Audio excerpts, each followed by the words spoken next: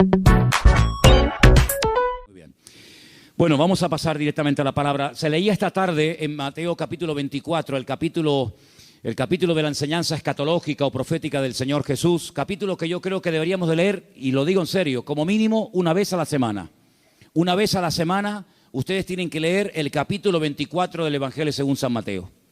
Es muy parecido a Lucas 21, con algunos matices un poquito diferentes en un evangelio o en otro, pero Mateo 24 es un capítulo extraordinario. El jueves, Rosa, cuando estemos en el Monte de los Olivos, que vamos a estar en el Monte de los Olivos, esta porción la vamos a leer y te vas a dar cuenta que leerla allí y explicar allí lo que ustedes van a ver es completamente diferente a explicarlo aquí. Así que recuerda esto. Jesús sale del templo.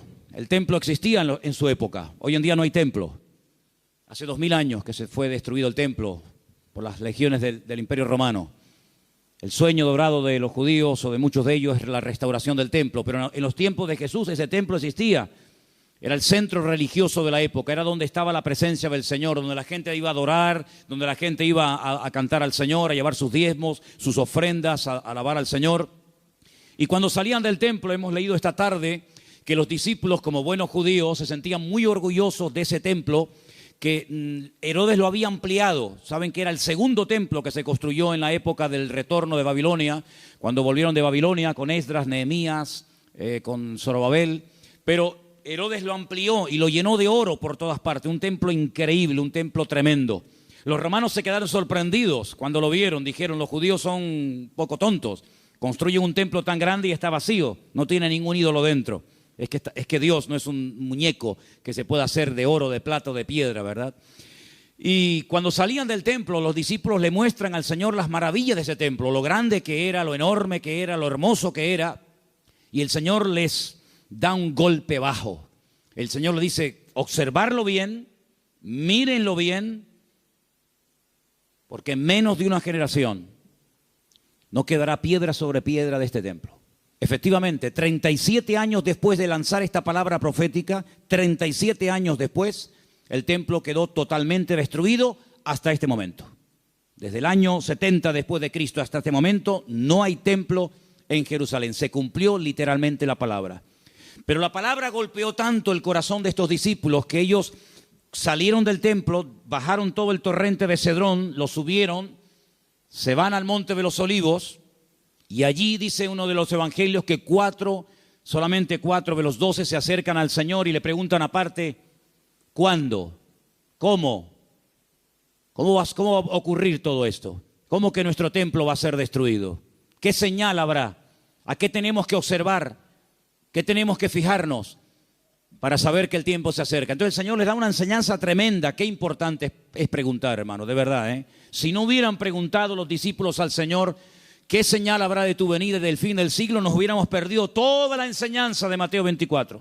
Por eso repito, qué importante es preguntar. Pero cuidado, no preguntar a cualquiera. No preguntar a cualquier parte, sino preguntar a la persona que te puede dar la respuesta correcta. Porque una de las señales que el Señor dice en este capítulo, y es algo que yo quiero en esta tarde hablar, es que tenemos que estar preparados porque una de las muchas señales de los últimos tiempos va a ser la proliferación de falsas doctrinas. Dice la Biblia, lo leíamos el jueves, que algunos llegarán hasta escuchar. Dice el Espíritu claramente que en los postreros días algunos apostatarán de la fe y escucharán a espíritus engañadores y ahí da una enseñanza tremenda. Entonces, una de las señales de los últimos tiempos es que se enseñarán cosas extrañas. Por eso yo vengo ya semanas hablando y quiero volver otra vez a repetir, no porque no tenga otras cosas que decir, sino porque considero que hay que repetir las cosas que se enseñan y más cuando son de vital importancia. Y es que tenemos que orar y tenemos que estudiar la palabra para que tengamos una fe sana. Una fe sana, término que por cierto aparece en Tito capítulo 2, donde el apóstol Pablo dice, oye, tenemos que tener una sana doctrina, pero también tenemos que tener una fe sana. Cuidado, que hay gente que tiene una fe muy rara, ¿eh? Hay cristianos que cuando los oyes hablar, dice, sí, tiene fe, pero es una fe un tanto rara, un tanto extraña, una fe mística. Yo puse unos ejemplos unas semanas atrás, no sé cuántos de ustedes lo recordarán, cuando algunos discípulos dijeron al Señor, Señor, no nos quisieron recibir. No nos han dado la bienvenida. ¿Tú quieres que oremos para que caiga fuego del cielo y lo destruya? Si yo dice, alto, ¿qué estáis diciendo? ¿Estáis locos? Tenían fe, pero cuidado, la fe no es para destruir, la fe no es para hacer daño, la fe no es para orar para que caiga fuego del cielo. Dice, ustedes no saben bajo qué espíritu, bajo qué influencia espiritual están ustedes hablando. Que no. El apóstol Pablo, ¿os acordáis? Le decía a Timoteo, la fe que ahora tienes es una fe no fingida, es una fe sincera. Explicaba este término en Italia, sincera, ¿no? O sea que cuando traían los bloques de mármol, los mármol de Carrara, y comenzaban a construir los templos, las catedrales y los edificios, algunos de esos bloques de mármol venían con imperfecciones, venían con agujeritos, y claro, se veía feo. Cuando es un bloque no, pero cuando son tantos, entonces los rellenaban con cera, y parecía como que no había ningún defecto. Pero cuando daba el sol con fuerza contra aquellos bloques, se derretía la cera y se veía horrible. Decían, manden bloques sin cera, manden bloques sin cera, para que después cuando salga el sol no se quede esto de una forma tan fea y de tan mal aspecto, ¿no?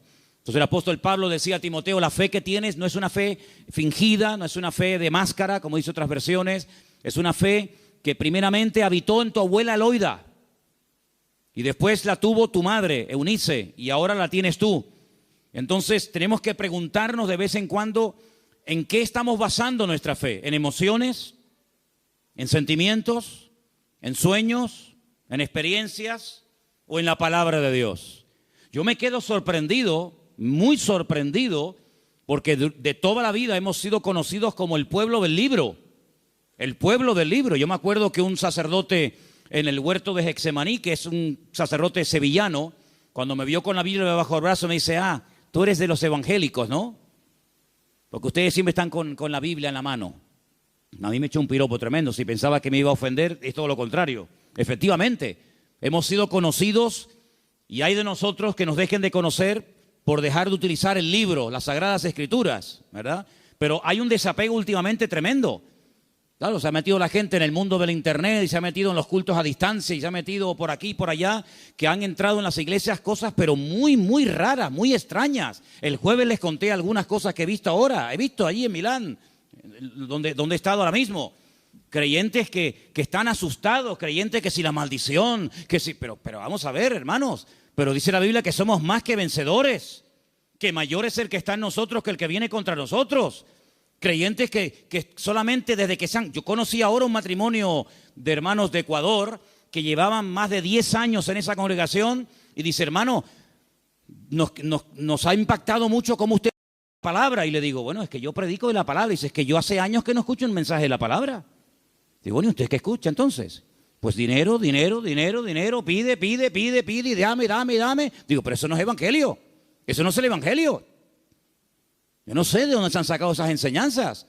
Hay predicadores que solamente tienen un tema monográfico, solamente saben pedir y no hablan de Cristo, no hablan del amor, no hablan del infierno, no hablan de la ira de Dios, no hablan del cielo, no hablan de la salvación. No, solamente tienen una obsesión y claro, prosperan, pero ellos, los demás no, solamente prosperan ellos. Y se autofinancian con su don y se pegan la gran vida asustando y manipulando y tergiversando la escritura. Y esto hay que denunciarlo. Ya está bien de hacer el tonto, ya está bien de decir, bueno, es que son siervos de Dios. No son siervos de Dios. Ellos se llaman siervos de Dios, pero la mayoría de ellos utilizan el púlpito para pegarse la gran vida y lo último que hacen es predicar la palabra, cosa que deberían de haber hecho siempre toda su vida. Y una de las cosas que tenemos que tener bien claro en los últimos tiempos es que van a proliferar falsas enseñanzas y falsas doctrinas. Y los sobreénfasis, qué peligrosos son los sobreénfasis, hermano. Déjeme que me explique. Tenemos que predicar todo el consejo de Dios. ¿Cuántos dicen amén? Toda la palabra de Dios. No podemos estar todos los días comiendo espagueti por la mañana, espagueti por la noche, Pero hermano, está bien, a mí me gusta la pasta, pero de 365 días comiendo lo mismo. Pues cuánta gente, hermanos, solamente saben un tema y lo sacan de ese tema y no saben nada. Que si el dinero, que si las profecías. ¿Sabe cuánta gente, hermano, van a las congregaciones para que alguien ore por usted y le den una palabra y le den una profecía? Mire, me leí hace unos días la biografía de la señora White. Madre mía, pero es un disparate. Una señora que dice que llegó a tener 2000 visiones y sueños proféticos. 2000. Y cuando murió, dejó más de 70 libros. Los disparates que esa señora enseñó. Claro, le dan un sobreénfasis ¿a qué? Al día de reposo. Sí, pero es que espérate un momento, es que la Biblia no solamente el día de reposo. Hay otras muchas cosas. Si te crees que porque guardas esto y no cumples con todo lo demás, te vas a salvar, te equivocas, amigo. Es como las iglesias que están todo el día hablan lengua, y venga a hablar en lengua, y venga lengua, y venga profecía, y venga a hablar en lengua. Pero hijo, vamos a ver. El apóstol Pablo decía, y si alguien entra en una iglesia y ve a todo el mundo hablando en lengua, ¿qué van a decir? A ver, dígalo usted. ¿Usted qué diría? ¿Que están locos? Pero ¿cuántas iglesias son así? ¿Cuántas iglesias son así que parecen locos? Yo fui hace muchos años a una congregación en Las Palmas.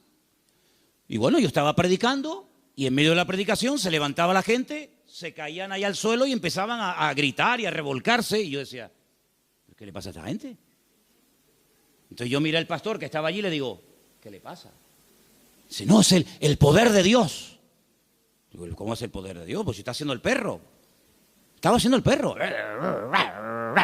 Y el otro en la esquina poniendo un huevo. Digo, ¿pero qué poder de Dios? La Biblia dice en Romanos 12 que el Señor es nuestro culto racional. Por favor, que parece, damos una imagen, nosotros no, gracias a Dios, pero ¿cuántas iglesias dan una imagen al mundo de que son locos? Y ya está bien, hermano, de callarnos, y ya está bien de decir, bueno, son así. No, son barbaridades que avergüenzan al evangelio. Y tenemos que denunciarlo, porque el que sabe hacer lo bueno y no lo hace, es copartícipe con eso. No les contaba el jueves que acabo de conocer ahora a un pastor en Milán que se tira en la plataforma cuando llega el momento de la ofrenda y le dice a la gente que lo tienen que tapar con dinero. ¿Pero cómo? Sí. Él dice, no, mira, aquí todavía se me ve algo de tela, tienen que tapármelo. Increíble. Un pastor que la congregación un día le regaló un coche, cogieron una ofrenda en la congregación, le regalan un coche al pastor y a los 2 días se sube al púlpito y dice, hermano, Dios me ha dicho, mentira, Dios no dijo nada, eso es falso, pero él dice, Dios me ha dicho que este no era el coche que ustedes tenían que regalarme, era uno más grande y superior. Y la gente tan tonta va, lo cambian y le compra uno más grande. Y yo le decía, pero ¿ustedes qué hacen allá adentro? ¿Por qué no se le va a hablar, salgan corriendo? Eso no es iglesia, eso no es nada, eso es un circo. Eso es una vergüenza para el evangelio. Es que tenemos miedo, porque nos ha dicho que si nos vamos se nos va el espíritu y se nos va la bendición. Digo, hágame el favor. Oye, que a mí nunca me ha tocado la breva de caer en una iglesia de estas, ¿eh? A mí nunca me ha tocado una breva de estas. Siempre, de verdad, a mí me toca una iglesia de estas y es que me voy al Antiguo Testamento con la espada y el arco. Increíble, hermanos. Entonces tenemos que retornar a la palabra de Dios es nuestra base. No podemos entrar en locuras, en disparates. Todo lo que usted pueda pensar, soñar, sentir o lo que sea, si no va de acuerdo 100% con la palabra, no es de Dios. La palabra de Dios es la base, es el fundamento de nuestra fe. Y no necesitamos nada más que la palabra y nuestra experiencia, nuestra relación con el Señor. Yo creo que algunas personas no han terminado de descubrir lo que significa enamorarse del Señor y enamorarse de la palabra. Por eso buscan fuera, porque cuando un hombre está enamorado de su mujer no tiene que buscar otra. Y cuando una mujer está enamorada de su marido, no se le van los ojos detrás de otro. Cuando usted está enamorado de Cristo, no le tienta nada ni nadie, porque usted sabe en quién ha creído. Y a mí me da la impresión de que hay mucha gente hoy en día en las iglesias que son religiosos, pero no han nacido de nuevo, porque la persona que nace de nuevo no hace estas barbaridades, porque ofende al Señor. O no conocemos la historia de este joven llamado José, un hombre que nunca fue a un culto. José nunca fue a ningún culto. José nunca leyó la Biblia. Pero José un día tuvo un momento en el que fue tentado y él dijo, yo no puedo hacer esto porque pecaré contra mi Dios. Y uno dice, pero ¿cómo sabía este hombre que eso era pecado? Porque él tenía comunión con el Señor. Y cuando una persona tiene comunión con el Señor y conoce al Señor, sabe lo que le agrada y lo que no le agrada al Señor, aunque no lo hayas leído. Porque el Espíritu Santo que mora en ti te da testimonio de que eso es o no es la voluntad del Señor. ¿Cuántos dicen amén? Entonces hay que retornar a la Biblia, hermanos. Claro, hay gente que se atiborra de libros y venga libros. Hermano, este es el libro que Dios nos ha dado. Escudriñar las Escrituras, dice la Biblia, porque ellas son las que dan testimonio de mí. Y mire, hermano, yo antes de irme para Italia les comentaba de aquellos 10 leprosos, ¿acordáis? Aquellos 10 hombres que bajaron de las montañas porque tenían fe, pero momento. Yo les dije a ustedes y espero que no hayan olvidado esa enseñanza, porque para mí es de vital importancia. Ellos tenían fe. Por eso bajaron de la montaña. Ellos tenían fe, por eso clamaron al Señor. Pero el Señor no los sanó así instantáneamente, sino que el Señor les dijo, id y mostraos a los sacerdotes. Ellos no sintieron nada. Ellos no vieron nada. Ellos seguían estando leprosos. Pero ellos en obediencia se ponen a caminar y mientras caminan, automáticamente se produjo el milagro. Por eso, ¿se acuerdan cuando yo les dije que fe más obediencia es igual a la bendición de Dios? Por eso hay gente que tiene fe, pero no crecen, no maduran, porque es una fe a veces extraña, envenenada, contaminada, porque han estado en tantos sitios que, permítame la expresión, tienen un potaje en la cabeza. Pero cuando usted conoce al Señor y a su palabra, y usted tiene una fe sana, bien encaminada en las cosas del Señor, usted sabe que la fe, si no tiene obras, y la fe, si no obedece al Señor, no sirve de nada. ¿Cómo usted va a pretender con la fe que tiene viviendo en desorden, sin poner en práctica los mandamientos del Señor? Que Dios le bendiga. Primeramente tendrá que ponerse en orden para que el Señor pueda hacer maravillas en su vida. ¿Y cuántos creyentes en las iglesias son una cosa aquí y fuera son otra? Sí, tienen fe, pero el testimonio que dan es pésimo. Bendito sea la palabra cuando el Señor dice a través de la boca de Pablo, no me avergüenzo del evangelio, porque es poder de Dios. Espero que el evangelio no tenga que arrepentirse y no tenga que avergonzarse de la conducta que está llevando fuera. Porque aquí todos somos muy buenos, aquí todos levantamos las manos, o el que quiera, y aquí todos somos muy santos. Pero, ¿y por fuera? Porque a mí de qué me sirve que vengas aquí, gloria a Dios y aleluya, si luego en la calle eres un desorden y vives en pecado, estás viviendo en adulterio, estás viviendo en fornicación, tienes un mal testimonio en la familia. No, tienes que plantearte tu relación con Dios. ¿A qué vienes aquí? ¿A cambiar o a qué? ¿A fichar como en un trabajo? No, fui al culto. Sí, fui al culto porque te entró por aquí y te salió por allí, porque no ha habido cambios en tu vida. Esta es una iglesia donde queremos que la gente venga, gloria a Dios, sí, pero que vengan a cambiar. Y que sepan que aquí no vamos a estar con tontería ni con experiencias extrasensoriales, sino que aquí te vamos a llevar a la palabra. Y la palabra te va a hablar y el Espíritu va a hablar a tu corazón. Y en cuanto veamos cosas extrañas que no son de Dios, pues te las tendremos que decir. Y claro, algunos esta cosa no lo entienden y dicen, no, es que aquí no hay amor. Bueno, si usted entiende el amor, que le vamos a decir lo que usted quiere oír, evidentemente aquí no lo va a encontrar. Aquí le vamos a decir lo que dice la palabra. Y los que estamos, los que vienen, se adaptan a lo que hay, y si no, pues que el Señor le bendiga y que le lleve a otra iglesia. Pero aquí no vamos a ceder ni un milímetro por agradar los oídos, por tener mucha gente, porque si tener mucha gente significa bajar el listón de la santidad de Dios, amigo, hasta ahí hemos llegado. La palabra dice que sin santidad nadie verá al Señor. Me da igual si es fulanito de tal, don fulano de tal. Sin santidad nadie verá al Señor. Es que yo canto, que me da igual. El diablo canta mejor que nosotros. Sin santidad nadie verá al Señor. ¿Qué es santidad? Vivir como Dios manda. Es que yo no quiero vivir como Dios manda. Pues a ver lo que haces.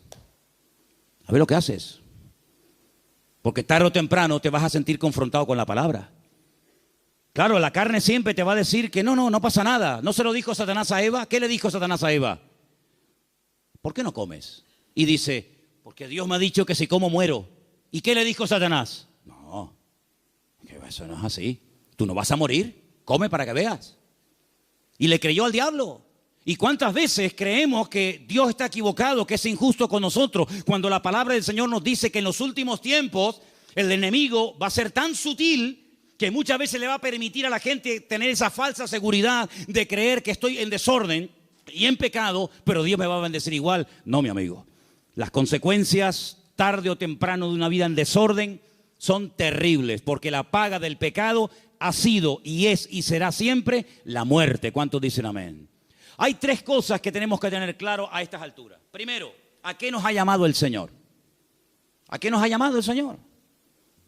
¿Tú sabes la tranquilidad que tú tienes en tu corazón cuando tú sabes a lo que te ha llamado y a lo que no te ha llamado el Señor? No tienes que estar imitando a nadie. No tienes que viajar por el mundo entero buscando el sistema, el método en Colombia, en Venezuela, en Cuba, en Puerto Rico, en Toronto. Yo no tengo que ir a ninguna parte.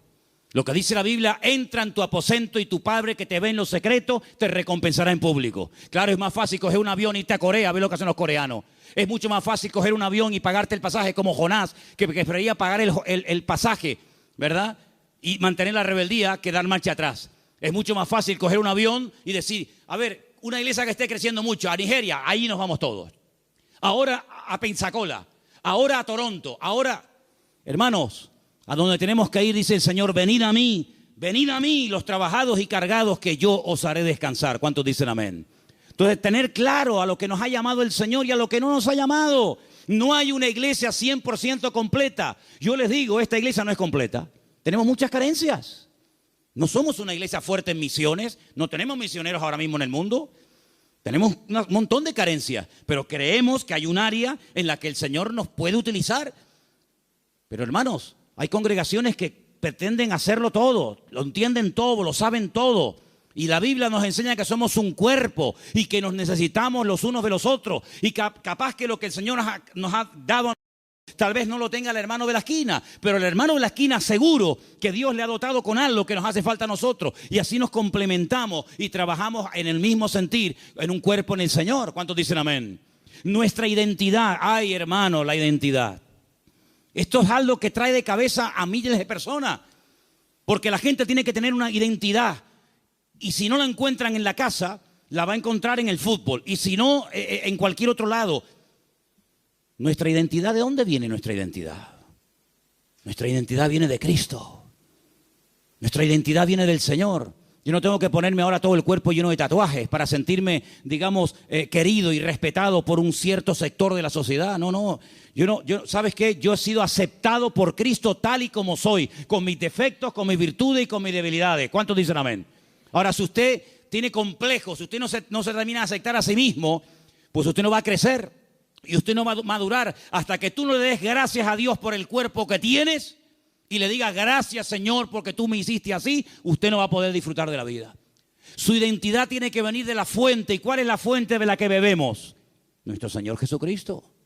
Eso nos ayuda a descubrir nuestras limitaciones. Eso nos ayuda a saber lo que tenemos y lo que no tenemos.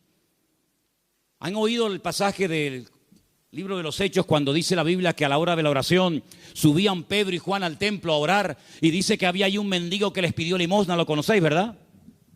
Conocido. ¿Qué le dijo Pedro al paralítico? No tengo. ¿Qué? Fíjate tú, un hombre que con la sombra sanaba a los enfermos. Un hombre que oró por muertos y los resucitó. Un hombre que caminó por encima de las aguas. Un hombre que un día fue a pescar, le abrió la boca al pez y sacó una moneda dentro. ¿Te imaginas que nos pase eso a nosotros? Un hombre que vio milagros del Señor y dice, no tengo ni plata ni oro. ¿Tú te imaginas que ese hombre fuera un predicador hoy en día? ¿Sería multimillonario? Si muchos son unos mequetrefes que no saben ni hablar en público y viven a cuerpo de rey, tú imagínate un predicador hoy en día que tuviera el currículum que tenía Pedro. Sería algo increíble. Pedro dijo, no tengo ni plata ni oro, pero tengo algo que ni con todo el oro del mundo puedes comprar. Y le dijo al hombre con toda la autoridad, porque sabía lo que tenía. Porque cuando uno sabe lo que tiene, se mueve con autoridad. Y cuando no sabes que tienes eso, pues mejor estate quieto. En el nombre de Jesucristo, levántate y camina. Y el Señor hizo un milagro tremendo. Entonces las iglesias, los creyentes hoy en día, tenemos que saber a lo que Dios nos ha llamado. Tenemos que saber lo que tenemos y lo que no tenemos. Y darle gracias al Señor, porque Dios con nosotros ha sido tremendamente fiel. Y a unos le da 30, a otros le da 60, a otros le da 100. Y cada uno tiene que saber moverse en el área donde Dios lo ha puesto. ¿Cuántos dicen amén? Pero no escondas, como decía Pierre hace un rato, no escondas el talento bajo tierra. Porque hay gente que a lo mejor tiene un talento, pero no lo usan. Y yo conozco muchos creyentes que no están usando lo que Dios les ha dado. No lo están usando. Están más preocupados en conseguir un buen trabajo que en servir a Dios. Están más preocupados en pagar lo que deben que decir, Señor, yo todavía no sé el don que tengo. Si yo me pusiera a preguntarle a muchos creyentes hoy en día, ¿cuál es el don que Dios le dio a usted? ¿Cuál es el don que Dios le dio a usted? Muchos dirían, no lo sé. Y llevan toda la vida en la iglesia. Entonces, en estos años, ¿qué has hecho? Porque si no sabes a lo que Dios te ha llamado, si no sabes cuál es el don que tienes, la pregunta es, ¿usted qué ha hecho en los 10 años que lleva en el culto? ¿Qué es lo que usted ha hecho? Queridos hermanos, es el tiempo de que le preguntemos honestamente al Señor, y está el año a punto de terminar, Señor, ¿en qué área tú quieres utilizar mi vida? Porque el Señor tiene grandes sorpresas para todos y para cada uno de nosotros. ¿Cuántos dicen amén? Ahora, hermano, escúcheme una cosa. Dios quiere que crezcamos en todas las áreas. Como dije antes, el sobreenfatizar algo, el crecer demasiado en un área, olvidándonos de otras, lo que produce son monstruos. Hay gente que le da un énfasis tremendo a la oración. Y claro, la oración es muy importante, hay que orar, claro que sí. Pero no tienen ni papa, no tienen ni idea de la Biblia. Por otra parte, hay gente que está todo el día con la Biblia, leyendo, memorizando y estudiando, pero nunca oran. Luego, tenemos que crecer con un equilibrio, de tal manera que no seamos como un monstruo que crece mucho en un área, pero nada en otro área. Y tenemos que dedicarle tiempo al Señor a decir, Señor, yo quiero crecer espíritu, alma y cuerpo, como dice la palabra. ¿Cuál fue el último libro que leíste? Sin contar la Biblia. ¿Cuál fue el último libro que leíste? Hay cristianos que no leen nada. Hay cristianos que no leen nunca nada. ¿Y cómo van ustedes a contactar? ¿Y cómo van ustedes a evangelizar? ¿Y cómo van ustedes a dialogar con personas del mundo que no leen la Biblia, sino que leen y están preocupados con otras cosas? Si tú no estás puesto en lo que el mundo habla y comenta, ¿cómo vamos a alcanzarlo si no sabe ni por dónde empieza una conversación, ni por dónde termina? Hay gente que no trabaja, ni estudia, ni hacen nada. Y son las víctimas y son las personas más propensas a caer en desánimo, en depresión y en pecado. Una vez leí un refrán, no es bíblico, pero decía algo así como: Satanás busca a una persona desocupada para darle una ocupación. Grandes hombres de Dios a lo largo de la historia no cayeron en el campo de batalla mientras servían al Señor. Grandes personajes de la historia no cayeron cuando estaban activos sirviendo al Señor, sino en tiempos de ociosidad, cuando se aburrían, cuando no tenían otra cosa que hacer, porque para pecar hace falta tener tiempo. Por lo tanto, no desperdicien el tiempo, hermano. Pídanle al Señor: Señor, ayúdame a utilizar el tiempo. Si tienes tiempo libre, ponte a orar, congrégate, busca un libro, un buen libro para estudiar, para servir al Señor, para prepararte, pero no estés todo el santo día sin hacer nada, porque eso tarde o temprano se va a volver en tu contra y te va a crear grandes problemas. Quiero también comentar algo que para mí es de vital importancia. Hay gente que por la timidez, por el temor, por el miedo al qué dirán, no terminan nunca de dar el paso. Y déjame que te diga que hay una mujer en la Biblia que tenía un tesoro increíble. Lo quería consagrar, lo quería entregar al Señor, pero no fue de utilidad su tesoro, no fue de bendición lo que ella tenía, hasta que rompió el vaso de alabastro y ungió con ese perfume al Señor, y dice que toda la casa se llenó del olor del perfume. ¿Cuánto tiempo hace que no caes quebrantado en la presencia del Señor? Hay gente que tiene los ojos muy secos, hace tiempo que no lloran, que no se quebrantan en la presencia del Señor. Viven secos como palos, como aquel valle de huesos secos. Te dice que eran muchos, pero estaban secos. Estaban secos, no había vida, no había espíritu en ellos. Y le dice el Señor a través del profeta Ezequiel: profetízale a los huesos, háblales a los huesos. Dice que cuando entró el Espíritu de Dios en ellos, se convirtieron en un gran ejército. No seas un hueso seco en un culto, no seas un hueso seco, escucha que te escucha, pero nunca compartes la bendición, nunca abres tu corazón a otras personas que están igual o peor que tú en un momento determinado. Pídele al Señor antes de que finalice el año, que está ya, como quien dice, a la vuelta de la esquina, poder ganar almas a los pies de Cristo. ¿Cuál fue la última persona que ganaste para Cristo? Yo estoy seguro, no lo voy a preguntar, porque no quiero que te sientas mal.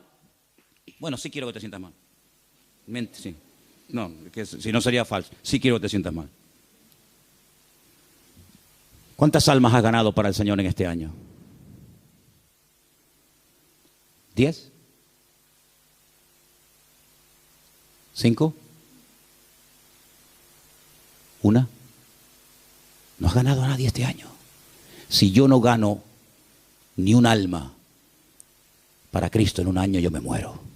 Le diría al Señor: Señor, llévame contigo. Ya mi ministerio se secó, ya se secó.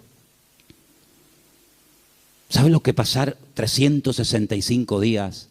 Viajar, comprar, ir de vacaciones, disfrutar de la vida, de lo que tienes, trabajar, estudiar y no ganar ni un alma para Cristo. Eso se llama esterilidad, amigo. ¿Y cuántos creyentes son estériles? ¿Cuántos creyentes son estériles? No han tenido el privilegio de llevar ni a uno en 365 días a los pies de Cristo.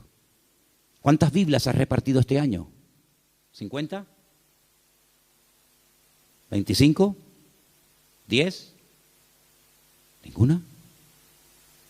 ¿Cuántos folletos has repartido este año para invitar a alguien a un culto? Hablarle del Señor.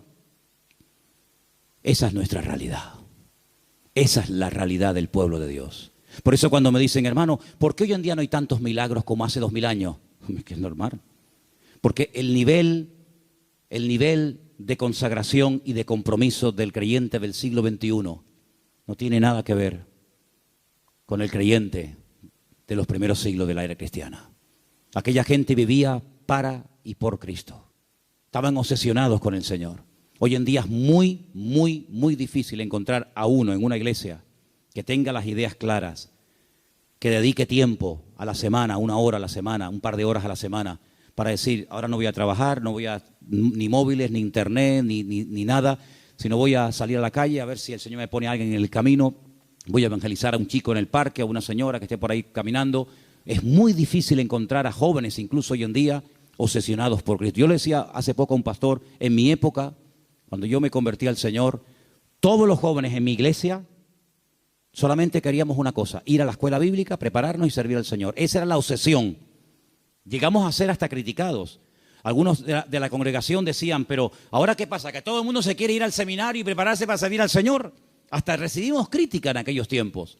Y en aquellos años surgieron un montón de pastores que hasta el día de hoy, son los que están. Pero pastores que ya tenemos 50 y pico años largos, porque te hablo hace ya 30 y tantos años atrás. Bueno, pues 35 años han pasado desde que yo estoy sirviendo al Señor y yo no he visto que ese deseo de servir al Señor a tiempo completo, como misionero, como pastor, como evangelista, como lo que sea, se ha ido diluyendo, se ha ido perdiendo. Y tú puedes observar hoy en día en los púlpitos que los pastores pues ya tienen de 50 años para arriba, si no más. Dime qué pastor hay, nómbrame 10 pastores en Tenerife que tengan 21 años como yo fui el primer pastor.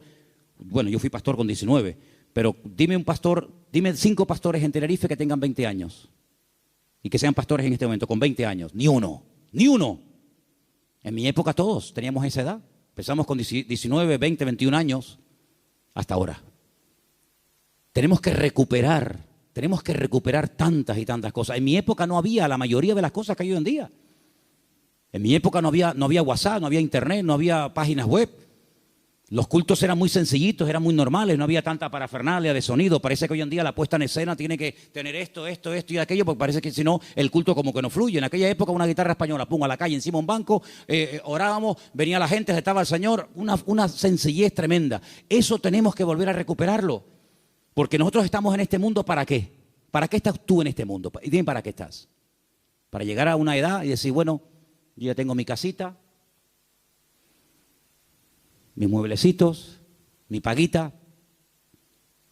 Qué vida tan triste, perdóname. Qué vida tan triste. Estar esperando a yo jubilarme, para estar ahí esperando a la muerte. Este verano, cuando hice a un pueblo, había 3 personas en el pueblo. 3 personas en un pueblo, allí arriba, en los cañones del Sil, en Galicia. Cuando llegué, hablé con esos 3 viejitos y le digo, ¿qué tal? ¿Cómo están? Los 3 al momento me dijeron, aquí estamos esperando la muerte. Digo, ostras. Yo déjame dar un paso atrás, no sea que me pase a mí algo también. Dice, los jóvenes se han ido todos. Los jóvenes del pueblo se fueron. Y aquí estamos esperando a la muerte. Digo, madre mía, pero qué futuro de vida.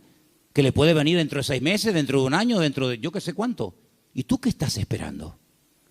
Si tú pudieras hoy tocar un botón y apretando ese botón consiguieras lo que tú tanto quieres tener en la vida, ¿qué sería lo que tú más anhelas tener? ¿Pasa ese botón por agradar y honrar al Señor?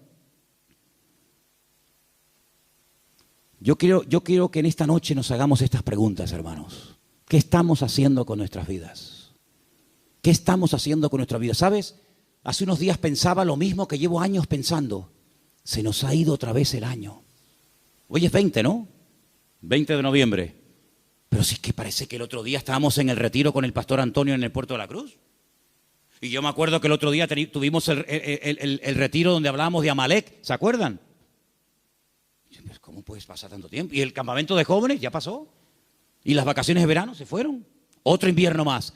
Y ahora, este mes, así, volando, llega diciembre y otro año más.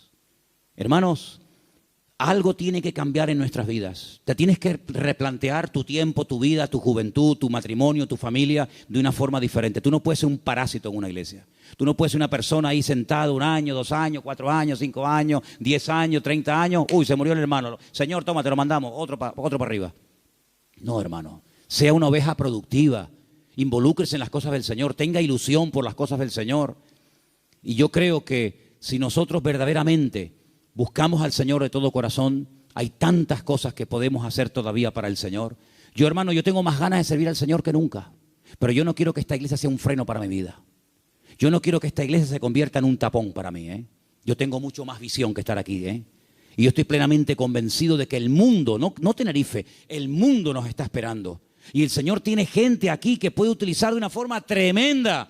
Pero somos nosotros los que tenemos que decir, Señor, cuenta conmigo.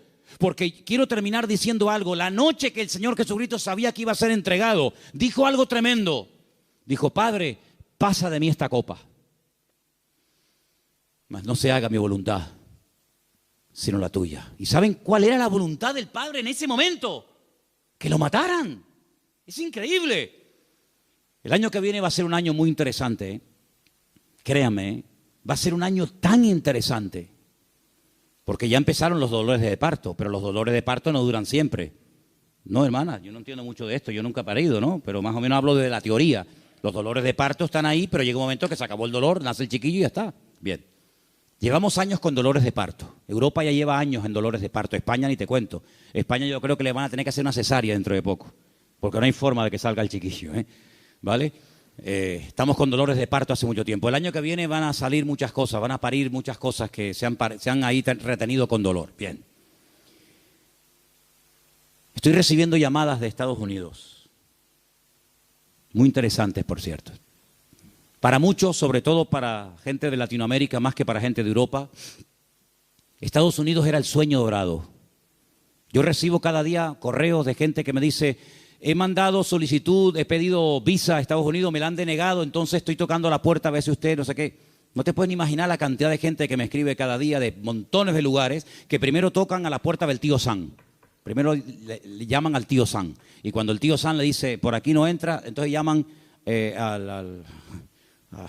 yo qué sé, a Don Quijote de la Mancha y Sancho Panza, ¿no? Por ejemplo, por un ejemplo. Vean. ¿Cómo van a reaccionar todos aquellos creyentes que se fueron a Estados Unidos creyendo que era el paraíso terrenal? Cuando el señor Trump les diga, usted, y usted, y usted, fuera de aquí. Ay, amigo. A mí se me han abierto muchísimas puertas en Estados Unidos. Me he negado rotundamente a ir. Porque mi confianza y mi refugio no está en América, mi refugio está en Dios. Ahí está mi confianza.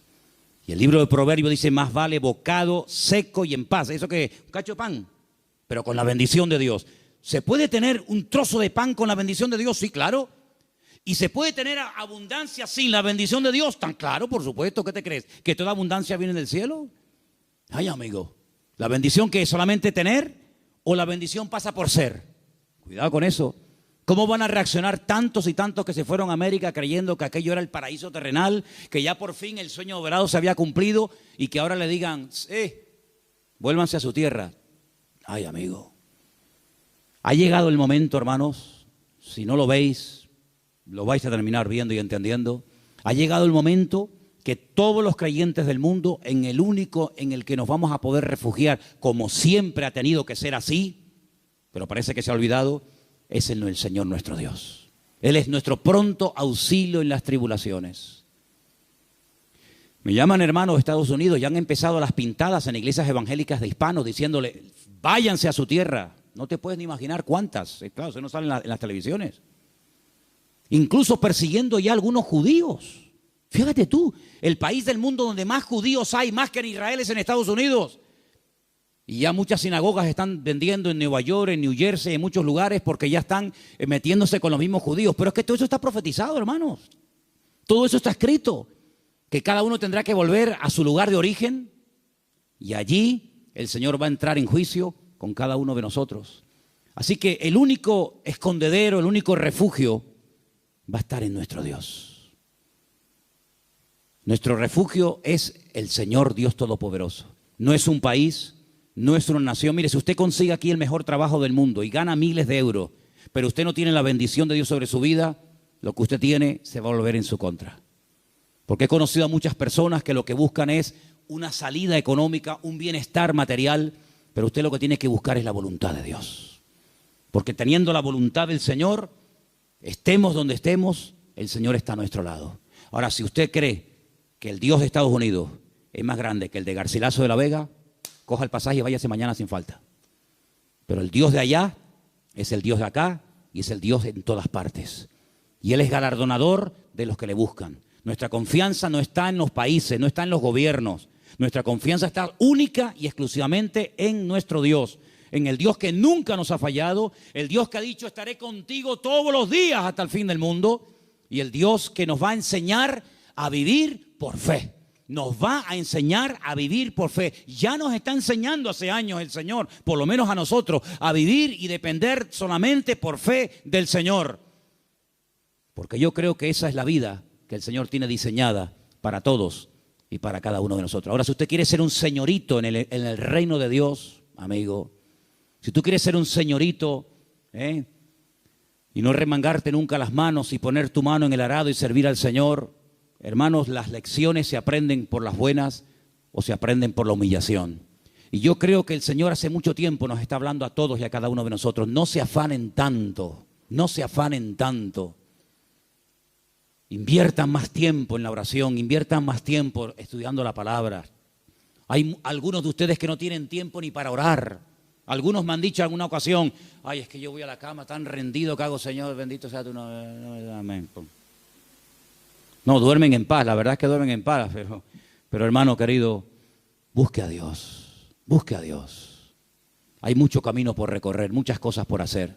Usted no puede dedicar más tiempo a lo material que a lo espiritual. Por favor, estamos invirtiendo el orden. Si usted dedica más tiempo a lo material que a lo espiritual, aquí está fallando algo.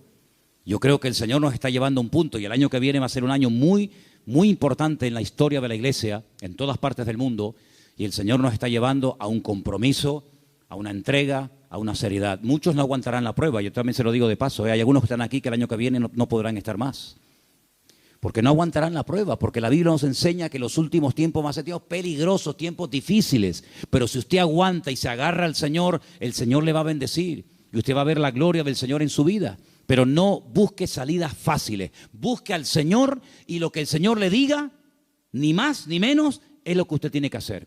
¿Cuántos dicen amén? Vamos a orar, hermanos, por favor, cierre sus ojos ahí donde está. Plantéese esto seriamente, por favor. Plantéese esto seriamente delante del Señor. ¿Qué estoy haciendo con mi vida? ¿Qué estoy haciendo con la vida de mi familia? ¿A dónde los estoy llevando? ¿A qué se están dedicando? ¿Cuáles son las prioridades, los objetivos, las metas en nuestra casa? Tener, trabajar, comprar, trabajar. Hermanos, que somos hijos de Dios, que no somos gente del mundo como los gentiles, que dice que se afanan y pelean por esas cosas. Dice la Biblia que nuestra búsqueda tiene que ser diferente. Que el Señor nos indica que tenemos que buscar primeramente el reino de Dios y su justicia. Y muchas de las cosas que vendrán por añadidura, dice la Biblia. Créame, vendrán. Claro, hay gente que nunca ha visto que le vienen por la añadidura porque no buscas el reino de Dios. Entonces, como no buscas, tienes que buscar tú la añadidura. Pero ha llegado el momento en el que el Señor nos está mostrando que tenemos que doblar la guardia, que vienen tiempos difíciles. Hermanos, les digo algo, se lo dije el jueves con todo respeto. Dele gracias a Dios por la enseñanza que usted ha recibido en estos años, porque hay tantas barbaridades, tantas locuras que se están enseñando desde los púlpitos llamadas iglesias evangélicas, que uno se cae de espalda, hermano. Uno siente hasta vergüenza ajena de las falsas doctrinas, de matrimonios destruidos, de pastores que, bueno, hermano, de verdad, mire, esto daría horas. Vamos a pedirle al Señor, Señor, danos ese amor por ti, por tu palabra. Volvamos al libro, volvamos a las Sagradas Escrituras. Señor, en esta noche queremos pedirte que tú nos ayudes a esforzarnos más por tu reino, a no estar tan afanados, tan estresados, tan preocupados por lo material, Señor. Señor, tú nos has enseñado un modelo de vida diferente. Tú nos has enseñado a depender de ti. Tú nos has enseñado, Señor, a creer en tus promesas, en tu bendita palabra. Y yo te pido, Señor, en el nombre bendito de Jesús, que nos ayudes a aprender las cosas de buena manera, a ser adoradores en espíritu y en verdad, a ser estudiantes serios de tu palabra, Dios mío, que no nos atraigan las cosas de este mundo. Señor, que podamos marcar una diferencia en este mundo enfermo que te ha dado la espalda hace tanto, tanto tiempo, Señor. Levanta jóvenes de esta iglesia con pasión, con fuego, por las almas perdidas, Señor. Verdaderamente a familias enteras que decidan servirte. Familias enteras, que la prioridad en su vida sea buscarte a ti por encima de todas las demás cosas. Quita de nosotros el afán, Señor, el miedo al futuro, el miedo a lo que va a pasar, Señor.